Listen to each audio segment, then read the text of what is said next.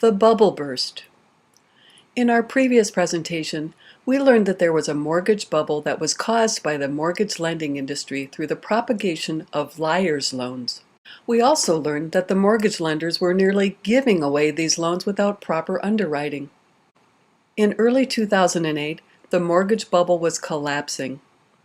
In July 2008, Chairman Ben Bernanke of the Federal Reserve System announced that liar's loans would no longer be allowed to be offered for homeowners to purchase or refinance their homes. And what then ensued was a complete collapse of the housing market. The value of mortgage properties dropped like a rock. In just a few short months, most homeowners' properties were underwater. People were paying more for their homes than they were worth. No one could sell real estate. No one could get loans even if they wanted to buy property. By 2009, the bubble had completely burst. And for the ensuing 4 years, over and over, on a daily basis, the banks began foreclosing on distressed homeowners. So many foreclosures were occurring that they were being processed in assembly line fashion. In fact, the Mortgage Electronic Registration System, MERS, was eventually caught doing illegal robo-signing. The banks were on track to recover millions of properties across the country. The banks that were too big to fail were buying up their smaller competitors virtually every week.